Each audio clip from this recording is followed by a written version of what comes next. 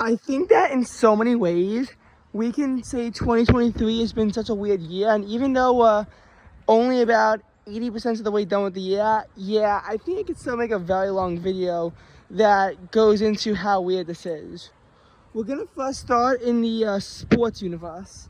The Sacramento Kings made their first playoff appearance since 2006, which snapped the longest playoff drought in North American sports after the Seattle Mariners had done so, earlier.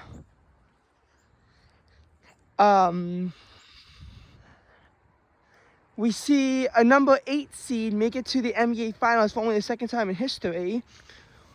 And in the process, the team attempted 3-0 comeback. And by attempt a 3-0 comeback, I mean that they're down 3-0 and they tied up to 3-3. The attempt is Game 7. If they don't make it to Game 7, it's not actually an attempt. So, I know that criteria is strict, but it was only the fourth time it happened in NBA history. Yet, the Celtics could not overcome the number 8 seeded Miami Heat.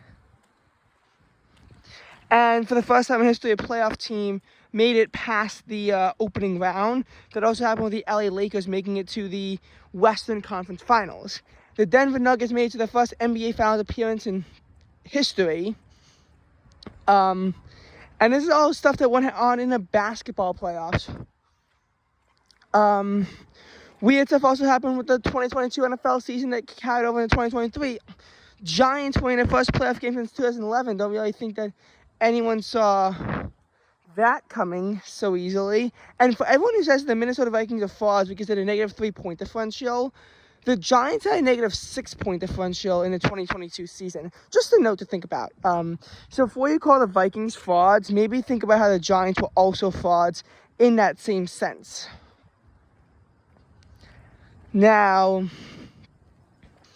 the football playoffs weren't actually too weird.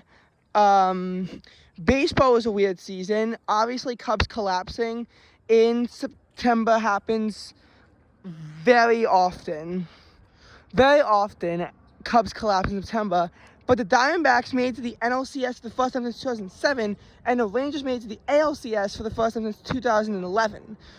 How far these teams make it in these series is yet to be determined, with the Astros-Rangers knotted at 2-2, and the Phillies-Diamondbacks, with the Phillies having a 2-1 lead in that series, which is not at all, a very comfortable situation to be in for the Diamondbacks, but they still have room to grow from.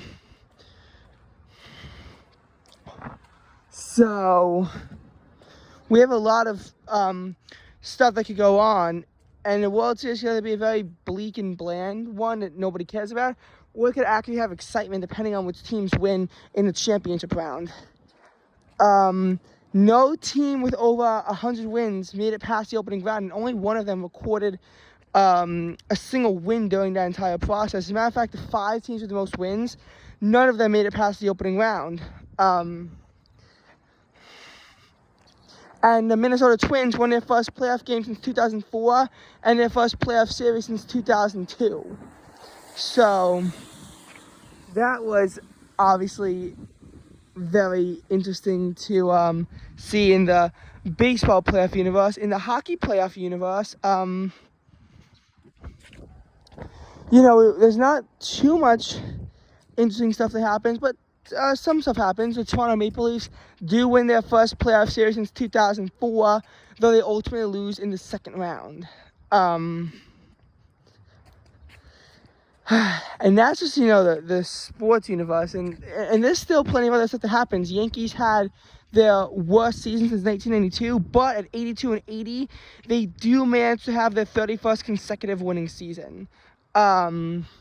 That's the longest in, again, any of the North American professional sports. Pittsburgh Steelers have gotten a lot of attention because they haven't lost a season since 2003, so 19 years. But the Yankees have done better than that. And a lot of people thought 2023 would finally be the year the Yankees saw a losing season. That didn't quite happen because they did manage to surge up at the end. But they didn't make the playoffs, and it was their worst season again since 1992 when they actually had that losing record, and their win total was kept down to the 70s.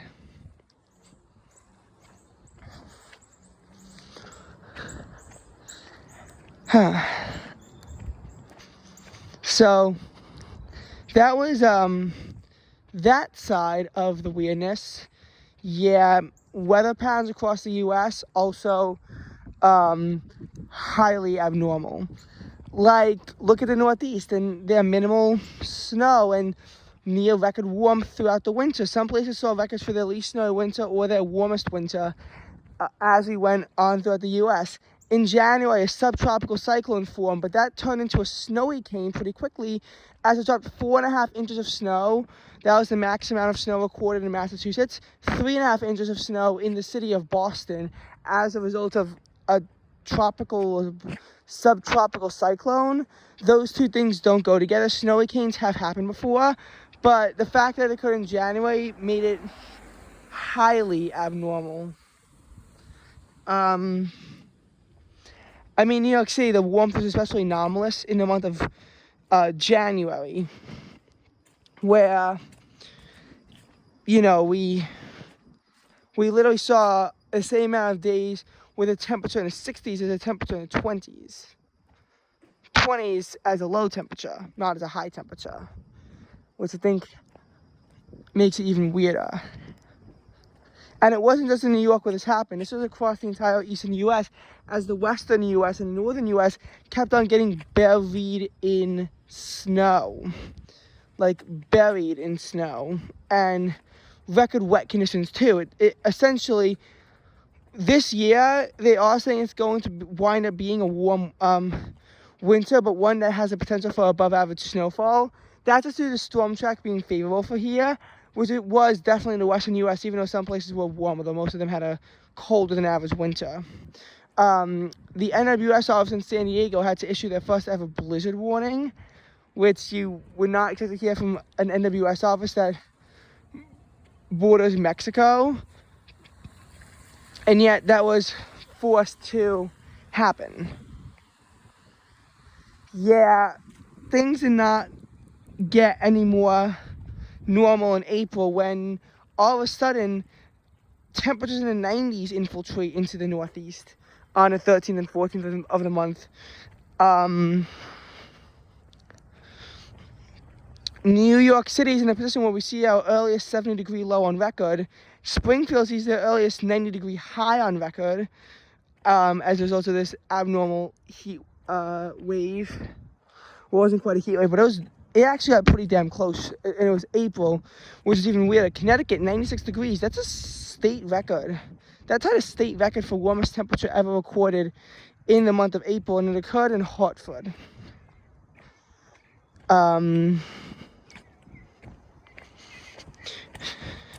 So it was definitely anomalous that managed to happen. And then May, we see this month with that somehow is so sunny yet still not warm. And the fact that in New York City specifically, May had a cooler highest temperature and lowest temperature than the month of April. And May had an anomalous cold shot too when record lows affected much of the Northeast on the 18th. Some places will approach their latest freezes on record. Sanac Lakes hit 17 degrees Fahrenheit. They've never been that cold that late in the season before.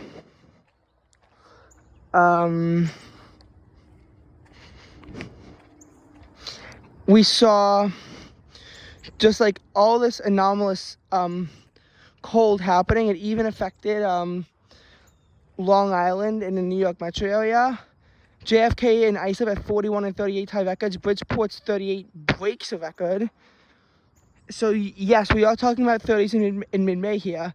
And in early June, we see 40s return back to the area, which is highly anomalous. LaGuardia's 51 breaks a record. I'm not sure what JFK got, but I think they were like 48. That was also a record.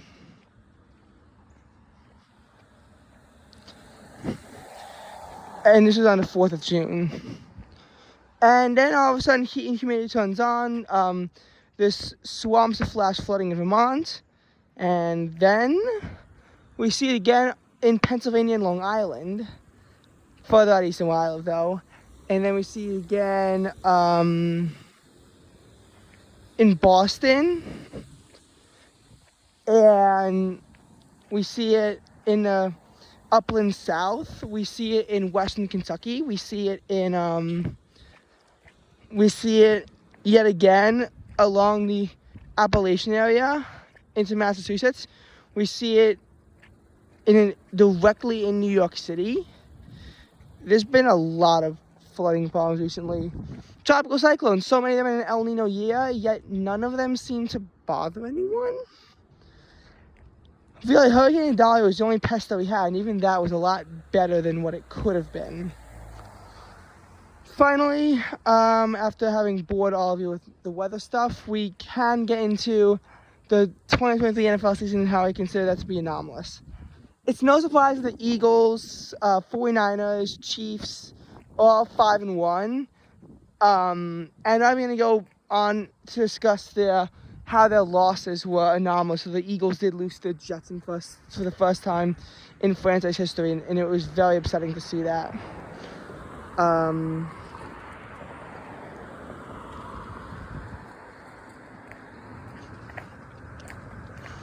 But what I consider to be so weird is the Dolphins 5-1. I guess this is what they'd be in 2022 if they had a healthy Tua, but it's still so odd to see that the Dolphins are in a position where they could potentially make it past the wild card round for the first time since 2000, either by nature of having a bye or, by having the best record in the AFC, or having, winning the wild card series, which is practically at this point a guarantee for a number 2 seed. Watch as a 7 seed upset the 2 seed for the first time in history, but that would not occur until 2024. And the Lions 5-1 especially, they've only won one playoff game in the Super Bowl era, and they could make their first Super Bowl in history. They could, be in that kind of a position. It's hard to say. I also find it so weird to see how the Vikings are only 2-4 right now. I really thought that they'd be a better team considering what they've gone through. And already it's week 6 and they cannot improve on their 2022 win total. The best they could do is match it. And it's only week 6 and we're drawing that conclusion. Also, it's week 6 and the Houston Texans, who are 3-3, have already tied their win total from last year. Are they going to be a playoff contender? I don't think so. But we have to see how this goes, because a lot of teams could go in a lot of different directions with this right now.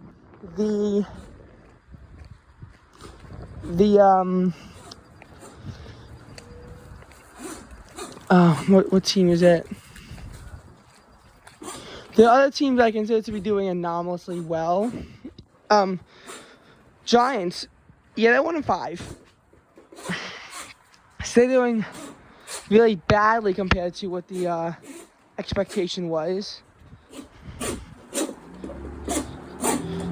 So that was, odd and interesting to see.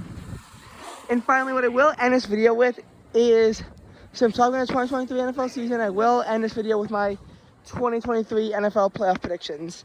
I think that in the NFC, the 49ers are going to slightly edge out the Eagles for the bye, giving the Eagles a 2 seed. I do think the Lions are going to be stuck at the 3 seed, with the Buccaneers getting the 4 seed.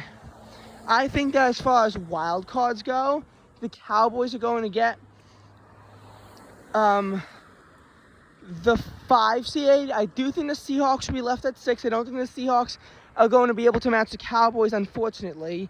And I think that the number 7 seed, it's hard to say exactly who it's going to go to. I tend to think that given the way the Falcons have played, it could be the Atlanta Falcons. But that could also just be totally wrong and totally stupid to say such a thing. The Rams have been playing pretty good. It could be them. 7 seeds are always usually the hardest to predict.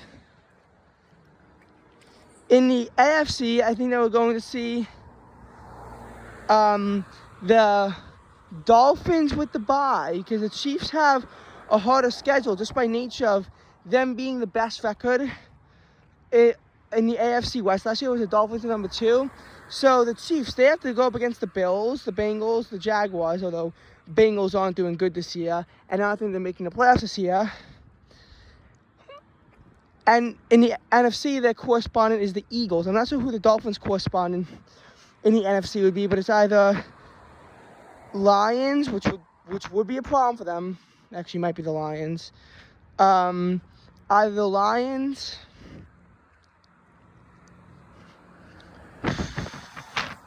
Seahawks, or Cowboys. So I mean, it would be pretty difficult. In the AFC, they have to play the Titans, the Chargers, and the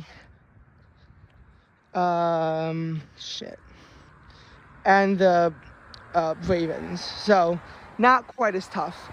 Speaking of the Ravens, I think they're gonna win the AFC North and get the 3 seed. I think the Jaguars will get the 4 seed just based on the inconsistent play of the AFC South, as per always. 5 seed, I think that we can safely say that's going to the Steelers as of this point. I think that Bills will get the 6 seed. 7 seed, it's hard to say, but honestly, it could be the Jets. The Jets could snap their playoff streak.